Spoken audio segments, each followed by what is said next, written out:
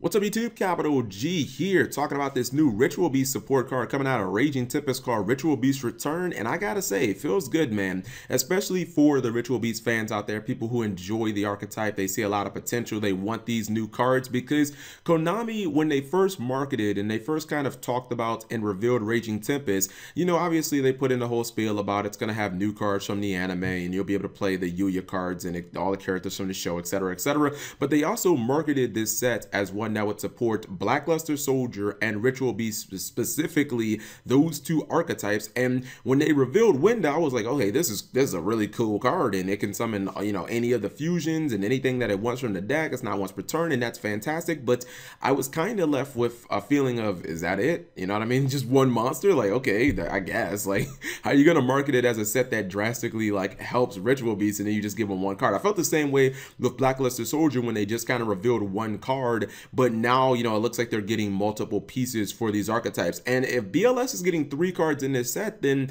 I think it could be very possible that Ritual Beast could get 3 cards as well. This is the second card. And first, let me just take a second to look at the artwork of this card, because obviously it is telling a story, and it looks like everything worked out for Ritual Beast and the Dual Terminal 3 storyline. You see that, what is his name? Gusto Falco looks like, well, not only Gusto Falco, but Wind and Winda looks like they've basically all been freed from the curse of the Shaddolls, the whole Shaddol curse, where, you know, they were like the evil versions running around. Looks like they've basically been freed from that. And I think that this is Infernoid Decatron in the background. If you kind of like look at the top and the head and whatnot, the crazy thing is he just looks massive. So I guess Infernoids are really fucking big. And like, I think it's pretty cool, and it's good to see that everything kind of worked out for the Ritual Beast archetype, well, in the Dual Terminal 3 storyline. Because if you look at cards like Ultimate Providence and you look at Ritual Beast Ambush, it looked like the Ritual Beast might not survive this fucking story. So it was looking like they were about to like die, or some drastic shit was about to happen. Well, actually, some drastic shit did happen to them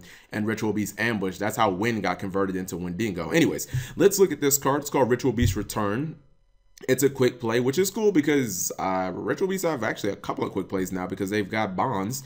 It says banish one Ritual Beast monster from your hand, then target one of your Ritual Beast monsters that is banished or in your graveyard, special summon it. Okay, so this is my first card that I'm looking at in a little while where I don't necessarily know how great this card is, and that's simply because I'm not like the utmost expert on Ritual Beasts. I played them, I want to say maybe like 3 weeks ago. It did not go well. Ritual Beast is such a fucking hard deck to play. Now, I know obviously it's good that you get the options to summon things from your banished zone or from your graveyard. Ritual Beasts do have some cards that already do those type of things. Obviously they have Ambush, which is just like the best. But then you have cards like Wind and you have Lore and whatnot. But it is kind of cool to get something from either or. And I would just imagine, again, excuse my ignorance, but I would just imagine that this should make going into like Kanahawk a lot more, like it should just make it quicker and more consistent, and it should make it so that at any given time you can go into any of your ultis. I mean, banishing from your hand shouldn't really be a big deal in this deck because you can get your cards banished relatively easy anyways. And, you know, I think that Ritual Beasts kind of want to be banished because of things like Ritual Beast Ambush and whatnot.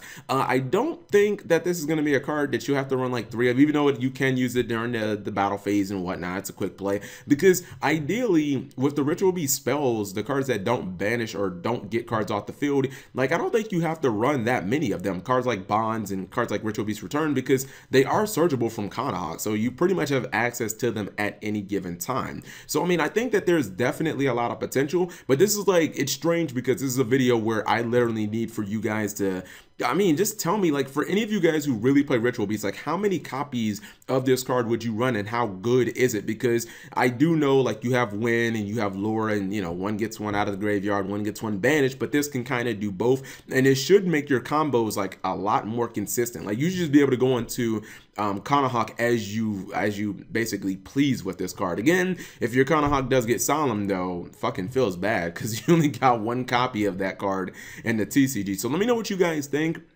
please comment in this video, because I kind of want to learn a little more about Ritual Beast. Like, oh, so that's how you use this card. But yeah, I kind of feel bad because, you know, I don't have necessarily my normal hot take, but this will be the time that you guys can kind of educate me. Thumbs up the video if you guys enjoyed it. Tell me what you guys think of the artwork. I think the artwork is magnificent. Elder is just, he is bawling his eyes out. You can see he has tears coming down his face. He is so happy to see Falco. Falco's like, I'm fucking free. I can go back to being an irrelevant Gusto monster instead of my much superior Shadow Falco. Anyways, thank you guys for watching as always, and subscribe if you have not already.